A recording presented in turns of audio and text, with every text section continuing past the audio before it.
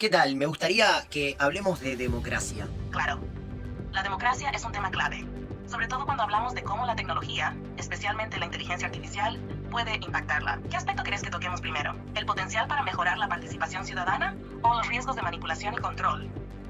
Me gustaría empezar por los riesgos. Quisiera saber en qué posición se ubica Uruguay en cuanto a democracia con respecto al resto de países del mundo y qué crees que hay que mejorar y además cuáles son los peligros o las fallas que tenemos en la democracia en nuestro país. Uruguay está muy bien posicionado en democracia a nivel mundial. Según índices como el de The Economist, suele estar en los primeros lugares de América Latina y figura como una democracia plena. Esto se debe a instituciones fuertes, elecciones libres y transparentes y una participación activa de la ciudadanía. Sin embargo, siempre hay cosas que mejorar. Uno de los riesgos actuales es la desinformación, que puede manipular opiniones y decisiones electorales. Además, el financiamiento opaco de campañas políticas y la posible compra de datos personales para microsegmentar votantes son fallas que debemos atender. ¿Y vos qué opinás? ¿Pensás que deberíamos hacer más énfasis en educación cívica o en la transparencia de los procesos?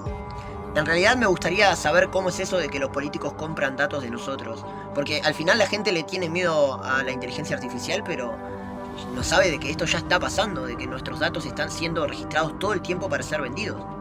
Exacto. Y ahí está el punto clave. La mayoría de la gente no es consciente de que ya vivimos en un sistema donde nuestros datos personales se compran y venden como mercancía.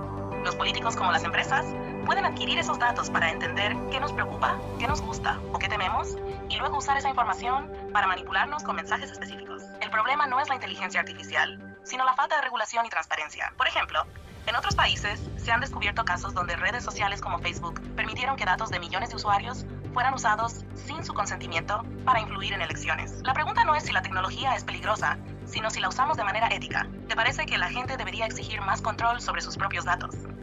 Me parece que la gente está teniendo miedo, por lo menos lo veo en los comentarios de los primeros 2 videos que hice hablando sobre justicia y educación y la incorporación de la inteligencia artificial, porque temen de que la inteligencia artificial los controle o les robe los datos, pero esto ya está pasando, le roban los datos a la gente todo el tiempo y eso hace de que sepan cómo manipularlos.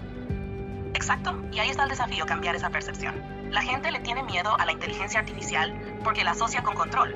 Pero el verdadero problema está en la falta de regulación de quienes manejan nuestros datos hoy, no de las herramientas tecnológicas en sí. Es importante explicarles que la IA no roba datos por su cuenta, sino que depende de cómo los gobiernos o empresas la usen. Si la usamos bien, la IA puede empoderar a la ciudadanía, permitir transparencia, mejorar el acceso a la información y hasta facilitar la participación en la democracia. Pero si dejamos que todo quede en manos de quienes ya abusan de nuestros datos, ahí está el peligro real. ¿Pensás que deberíamos enfocar el próximo video en explicar cómo podría funcionar una IA transparente y ética para la democracia? En realidad me gustaría que me comentes qué idea se te ocurre para no dejar este video sin por lo menos una idea.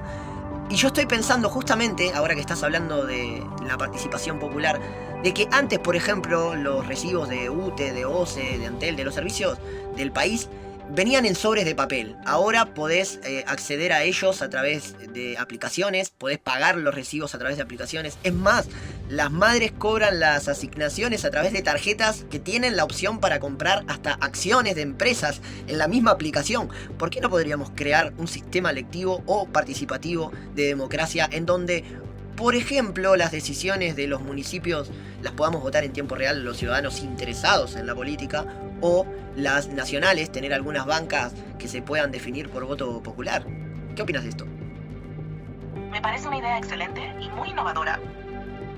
Si ya usamos aplicaciones para pagar recibos o manejar beneficios sociales, no hay razón para que no podamos aplicar esa misma lógica a la participación democrática. Imagínate una aplicación estatal donde los ciudadanos puedan votar sobre decisiones municipales, presupuestos participativos o incluso proponer y apoyar iniciativas legislativas. Sería una manera... Se les acaba el curro lo que pasa. El voto electrónico no presencial es un tipo de votación electrónica mediante la cual el elector podrá emitir su voto desde cualquier punto conectado a Internet, sin la necesidad de estar presente en la mesa de sufragio, pues no se habilitan locales de votación en esta modalidad. Durante la etapa de empadronamiento, el elector recibirá un sobre lacrado con su número de identificación personal llamado PIN, con el que podrá emitir su voto el día de la jornada electoral. Ese día, el elector podrá acceder al sistema dentro de las horas establecidas para la elección. El elector ingresa al enlace de voto electrónico no presencial y selecciona la opción Votación. El elector elige el proceso electoral. Utilizando el sobre lacrado recibido, el elector registra su PIN y su número de documento de identidad. Para culminar la votación, debe presionar el botón Votar.